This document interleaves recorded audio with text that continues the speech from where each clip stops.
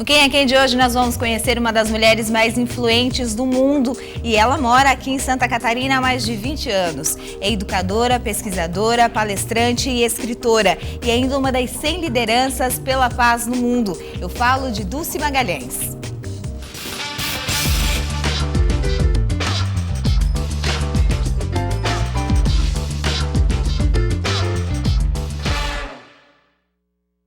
Um Quem é Quem diferente, mostrando mais uma mulher de fibra, de garra aqui de Santa Catarina. Acabei descobrindo que você nasceu em Curitiba, no Paraná, mas veio logo para... Já sou manezinha da ilha. Já posso considerar uma catarinense, né, Dulce? Sim, já sou manezinha da ilha. Prazer já recebê-la. estou há 22 anos aqui em Floripa e eu amo essa terra, minha casa. Que bom, prazer recebê-la aqui no programa, na Band. Uma alegria, Leide. E eu combinei contigo antes do programa que eu ia fazer um resumo da vida, da história, da trajetória de Dulce Magalhães, porque a tua história é longa, enche uma folha inteira que ainda falta espaço. Você é uma estudiosa desde sempre, começou a estudar, não parou mais, você é PhD em várias áreas, já estudou na Itália, já estudou em Londres, em Nova York, e viaja no Brasil, o mundo inteiro, integra comitês internacionais pela paz, que a gente já vai falar disso, mas vamos começar do começo, né? Como é que Dulce Magalhães se descobriu uma pesquisadora, uma estudiosa e que momento da sua vida você começou a difundir esse conhecimento, Dulce? Eu creio que, como todos os aspectos de vocação, não foi uma coisa que foi uma descoberta. Eu acho que o caminho é que me descobriu. Na medida em que eu ia me interessando pelos assuntos, na medida em que eu ia encontrando interesses, esses interesses se desdobravam, eu encontrava mais gente, mais mestres, mais livros, e cada vez eu queria me aprofundar mais naquilo que me interessava.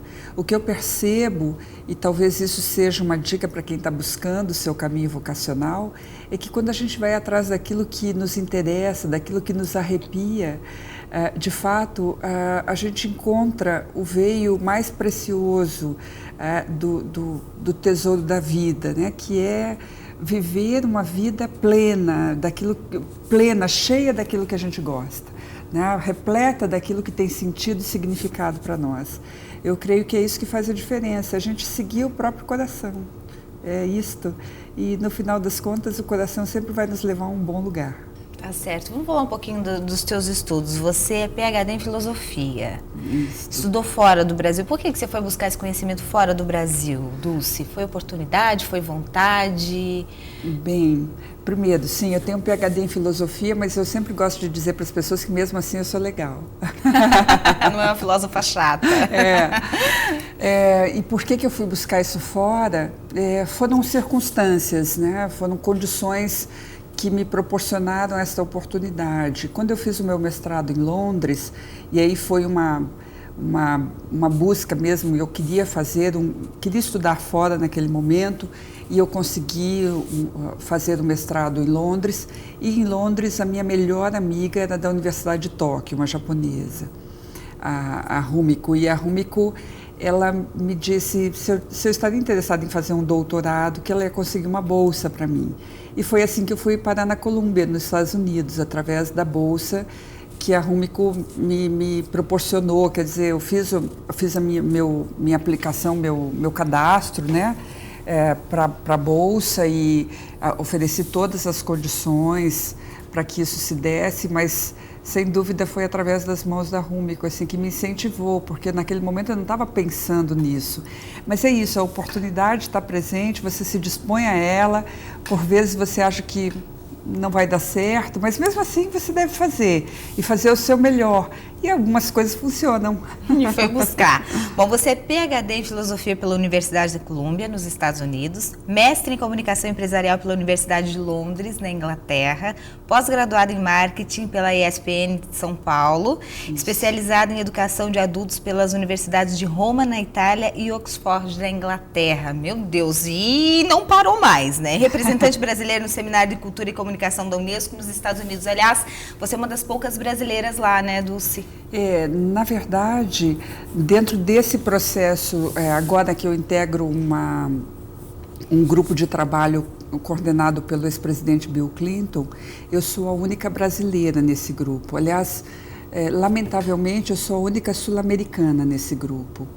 Nós temos algumas pessoas da América, nós vamos ter pessoas da Costa Rica, do México, do Canadá, dos Estados Unidos, da Nicarágua e, lamentavelmente, só na América do Sul nós só vamos ter uma representante brasileira.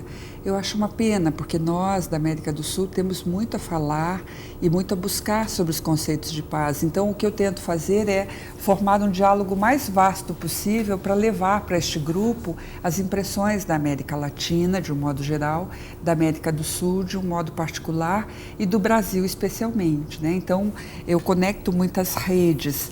Na verdade, eu sou voluntária da Universidade Internacional da Paz, a Unipaz, e a minha tarefa na Unipaz é ser tecelã da rede internacional, que é uma espécie de articuladora, que é justamente isso, né? É levantar necessidades e oportunidades presentes dentro dessa grande rede de paz no mundo e poder intercambiar essas questões, né? Levar as pessoas que precisam, aquelas que podem ofertar, levar aquelas que têm a ofertar, aquelas que precisam, e fazer estas pontes, tecer esta malha, tecer essa rede. Essa é a minha tarefa. Esse comitê liderado pelo ex-presidente americano Bill Clinton, qual é o objetivo dele?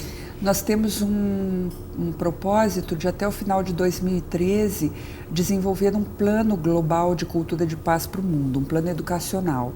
A desenvolver, então, um modelo de educação à distância e presencial que possa desenvolver nas pessoas uma mentalidade, uma cultura de paz. Isso já adotado como 3 níveis, como nós adotamos na Universidade da Paz, na Unipaz. O primeiro nível é ecologia individual, eu e a paz comigo mesmo. O segundo nível é ecologia social, eu e a paz com o outro. E o terceiro nível é a ecologia ambiental planetária, eu em paz com o todo. Então, estamos trabalhando isso, é um grupo multicultural, é um grupo de diversos países e de diversas origens, há grupos religiosos, há grupos acadêmicos, há grupos científicos, enfim, há gente de toda a natureza formando esse comitê, mas são todos ativistas da paz, são todas pessoas que estão há muito tempo dedicadas à causa. Então é muito rico, é muito interessante aprender com essas pessoas. Dulce, por que você é a única brasileira? A que você atribui o fato de ser a única brasileira ou a única sul-americana nesse comitê? Bom, eu creio que nós ainda não temos uma grande... nós não temos uma grande repercussão, não temos uma grande interlocução com o cenário global. Ainda não, nesta área da paz.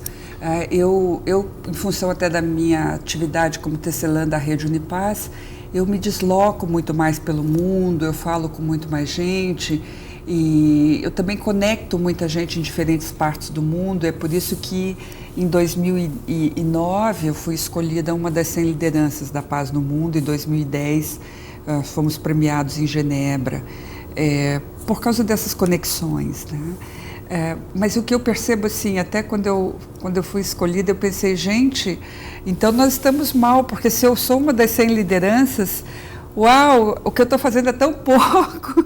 O que eu faço é basicamente mandar e-mails, colocar as pessoas em contato com as pessoas. Mas aí, com o tempo, eu acabei descobrindo que de fato, não é a quantidade da tarefa, nem a exposição exatamente, mas a qualidade dessa tarefa, né? O contato qualitativo. Quando uma ONG de paz da África me manda um e-mail, eu fico atenta para, sabe, realmente busco saber qual é a parceria mais adequada para atender aquela questão. E trazer a solução faz a diferença. Então eu percebo que é isso que nós temos que buscar, nos tornarmos solucionadores. Como buscar ser um solucionador? Dulce vai falar para a gente depois do intervalo, vai contar um pouco mais sobre a sua trajetória também e vai falar sobre os temas que ela ensina o mundo afora. Um instante só.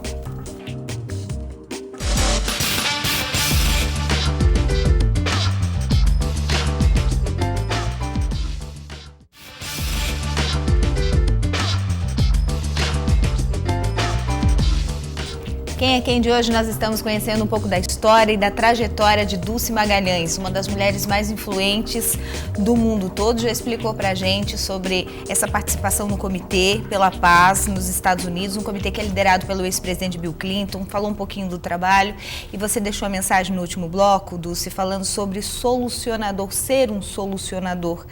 Mas está difícil encontrar pessoas dispostas a solucionar. Hoje é muito mais fácil a gente encontrar pessoas na posição de vítima, na posição de deixa para lá, deixa quieto, tem quem faça, não vou fazer. Como é que a gente muda isso? Nós estamos falando de cultura. Nós crescemos dentro de um paradigma ou um modelo de mundo, uma lente para enxergar a realidade, que é da escassez, onde tudo é muito difícil, nada cai do céu, a gente tem que se esforçar muito. E a escassez nos traz dois comportamentos. A escassez traz o esforço como base, então eu tenho que me esforçar, senão nada de valor virá na minha vida. E a reclamação como meio, porque se eu não reclamar, como vão saber que eu estou me esforçando? Então eu preciso reclamar. E esses dois comportamentos, na verdade, eles são profunda e completamente contrários às metodologias e ao desenvolvimento de ações de sucesso e solução. Precisamos verdadeiramente mudar esse olhar sobre as coisas, porque a tarefa é a tarefa, o esforço é o revestimento emocional que eu coloco sobre a tarefa. É quando eu digo como aquilo é difícil, como é complicado, quando de fato a tarefa é a tarefa. Eu assumo as tarefas que eu me sinto capaz de fazer e se as realizo é porque sou capaz verdadeiramente de fazê-las. Assim, não há porquê o esforço, nem a reclamação, mas nós aprendemos assim. E nós acabamos sempre entregando ao mundo aquilo que aprendemos. E é importante que a gente se dê conta da necessidade de aprendermos uma nova cultura. É por isso que eu trabalho muito ativamente com cultura de paz, porque na cultura de paz nós vamos sair desses padrões da escassez para padrões de abundância, que são campos de confiança, e são campos de mobilidade na vida que são muito mais tranquilos, muito mais felizes para nós. E é uma questão de escolha. E nós precisamos compreender uma coisa básica. Nós nos tornamos melhores naquilo que treinamos mais. E nós estamos há muito tempo treinando esse espaço reclamatório em nós, dizendo como as coisas são difíceis, até para puxar assunto com o estranho a gente reclama do tempo, do trânsito ou do que seja. A gente vai reclamar de alguma coisa, porque é um processo formado por hábitos. Nós somos frutos dos nossos hábitos. É tempo de escolher novos hábitos mais saudáveis, que façam diferença positiva na nossa forma de... Exatamente, novos pensamentos, porque de fato nós somos o que pensamos. E há coisas péssimas que nós estamos pensando. E assim, nós temos uma vida que está longe de ser ótima. Mas é que existe também uma zona de conforto instalada nessa base cultural, né? Existe a cultura, mas existe também a zona de conforto. Para que mudar se tá bom? Tô ganhando meu dinheiro, tô levando a vida. Para que ajudar a outra pessoa? Por que estudar mais? Eu já fiz uma faculdade, já tá bom. A pessoa vai para o trabalho de manhã cedo, reclama que tem que trabalhar 4, 8 horas por dia. Quando faz hora extra, reclama também. Quando não faz, reclama do mesmo jeito, vai para casa, continua reclamando. E essa zona de conforto, parece-me que as pessoas também já estão acostumados com isso, mas eu percebo na tua fala, percebo na fala de outros especialistas em relação a comportamento, a questão de mudança. Existem muitas pessoas querendo mudar, mas parece que esse muito ainda é muito pouco, Dulce. Teria que mudar a forma de educação dentro de casa, nas escolas, efetivamente, qual o tipo de movimento que teria que acontecer? Eu creio que são 3 coisas que são importantes para a gente compreender esse processo da mudança e fazê-lo, antes de mais nada, em nós mesmos. De fato, há essa expressão zona de conforto.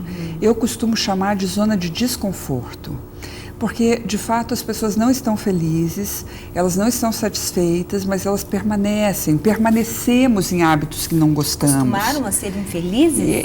Ou acreditamos que é impossível. ser diferente, que não é para nós, que a vida não pode ser diferente. São crenças, não são verdades. Se um único indivíduo no planeta pode viver outra coisa, o que eu estou vivendo é uma crença, não é uma verdade absoluta. E assim eu preciso aprender a viver de outra forma. Então, o primeiro aspecto é compreender que aquilo que eu estou vivendo não é a realidade. É apenas uma forma que eu tenho de viver a vida. Tem gente que diz assim: mas é tão difícil viver em paz, é tão difícil estar na paz.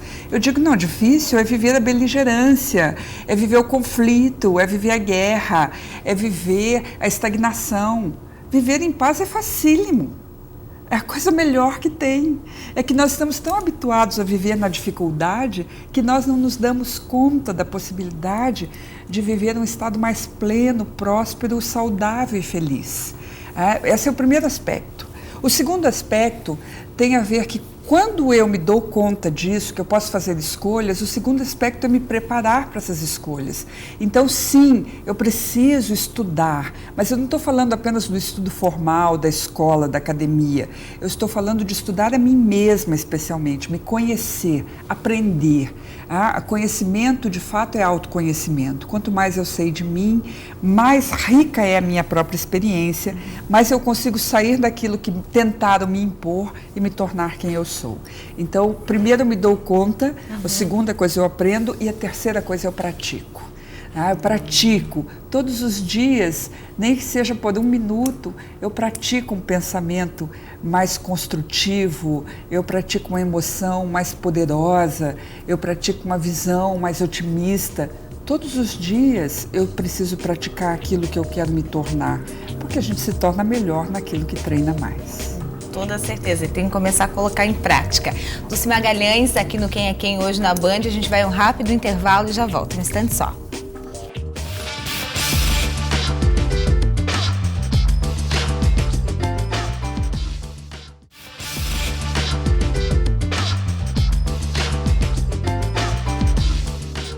Quem é Quem de hoje nós estamos conhecendo um pouco mais de Dulce Magalhães, uma entrevista sensacional e aliás passa voando, né? Daqui a pouco já terminou o programa e eu não te fiz nem metade das perguntas. Dulce, eu queria falar um pouquinho sobre os livros que você escreveu, são 12 livros. Isso. E um que ainda nem foi lançado e já está com sucesso total de vendas, isso, né?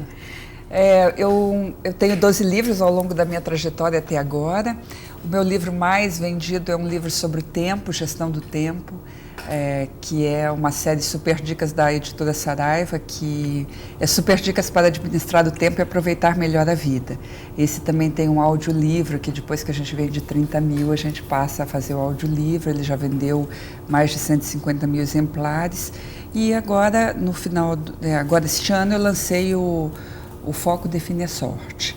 É um livro que fala sobre esse campo das escolhas, o desenvolvimento de um pensamento voltado para as questões edificantes do ser e da qualidade da construção de um sucesso que nos pertence, né? Que tem a ver com a gente mesmo. O foco, ele é o oposto da distração ou não ter foco, e a sorte é o oposto de azar, lembrando que azar é uma palavra latina que significa acaso. Então, deixar ao azar, quer dizer deixar ao acaso, sem foco, significa que a possibilidade de construirmos nossa sorte é muito pequena, porque, de fato, azar é o oposto da sorte. Então, há que escolher, há que fazer escolhas o tempo inteiro. E mesmo quando nós não escolhemos, isso já é uma escolha. Nesse momento eu estou trabalhando num outro livro. Desta vez vou me aventurar para um público muito mais jovem, entre 8 e 13 anos. É um livro que se chama, o título é Estudar é chato, aprender é que é legal. A ideia de desenvolvermos já com esses jovens uma visão de aprendizagem em que esta autodescoberta seja emocionante. E ajudar a esses jovens, a essas crianças e jovens, a despertarem para um caminho vocacional pessoal. E isso vai também se transformar num outro livro que vai ser Descubra Sua Profissão, que vai ser para um público entre 15 e 25 anos. E aí você vai atingir todos os públicos. A minha ideia é trabalhar muito fortemente esse campo da vocação, porque eu percebo que pessoas vocacionadas são felizes e, como diz a Unesco, pessoas felizes não são perigosas. Com toda certeza. Para encerrar a entrevista, vamos falar um pouquinho da paz interior, que é um dos tripés da Unipaz, que você muito bem colocou. E a paz no coletivo só vai acontecer depois da paz interior. Para ter a paz interior, tem todos aqueles princípios básicos que você já colocou na entrevista, mas tem que ter um start. Como é que o sujeito dá esse start? O que precisa acontecer na vida dele, Dulce, para de repente começar a colocar em prática, a praticar tudo isso que você já expôs aqui para a gente? Há duas formas de nós chegarmos ao caminho da paz. Uma é pela dor. Quando a dor nos convoca a uma mudança, quando a gente já não aguenta mais. E a outra é pela consciência. E a consciência é isso que a gente percebe que é outra forma de viver no mundo. Então, de uma ou de outra forma, nós todos somos convidados a fazer essa mudança. De uma ou de outra forma, nós somos convidados a amadurecer. A cultura de paz é um processo de maturidade da humanidade. E aí o convite é, de fato, nos tornarmos responsáveis, desenvolvermos a autonomia, sairmos do estado de tutoria, onde nos dizem quem nós devemos ser, para onde nós vamos, como nós vamos, e nos tornarmos responsáveis. Lembrando que a palavra responsabilidade significa habilidade para dar resposta. Tornar-se alguém que responde por si mesmo. Eu posso cometer erros, mas são os meus erros. E todos os acertos serão os meus acertos. E todos os resultados serão os meus resultados. Isso significa que a minha vida se preenche de alguma coisa que tem sentido e significado para mim.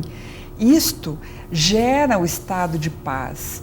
Então nós não estamos falando de acertar sempre, nem evitar o erro, não é essa a proposta. De fato, a paz é tornar-se quem se é deixar de ser quem não é. Esse é o paradoxo. A gente tem que mudar para ser quem é. Valorizar mais o ser, menos o ter. Cada vez mais as pessoas estão materialistas, né? Os filhos, as mães, os pais. Valorizar mais o ser. Um consumo mais consciente, relações mais conscientes, mais saudáveis, um caminho de vida mais consciente. E aí algumas coisas para nós pensarmos, algumas provocações. Gandhi nos falava de ahimsa, paz e não violência. Se nós somos favoráveis à ahimsa, se nós somos favoráveis à paz e não violência, nós temos que começar desde o primeiro gesto, o que eu compro no supermercado, como eu converso com as pessoas, como eu organizo a minha casa, de que forma eu faço o meu consumo, de que forma eu descarto o meu lixo. Tudo isso tem a ver com a forma como eu manifesto a minha paz no mundo. Tudo isso influencia, não só internamente dentro da família, mas no mundo inteiro. E aí a entrevista acabou e eu disse que ia passar voando, né? E eu fico com aquele gosto de quero mais. Sempre com gosto de quero mais. Dulce Magalhães, obrigada pela entrevista, por ter vindo à nossa casa, a Band. Tem portas abertas aqui sempre. Quando o teu livro for lançado, por favor, venha nos trazer o livro e mostrar para os catarinenses o teu trabalho. Obrigada. Obrigada. Obrigada para você em casa que curtiu Quem é Quem em todo o estado de Santa Catarina. Nós voltamos no próximo final de semana. Até lá.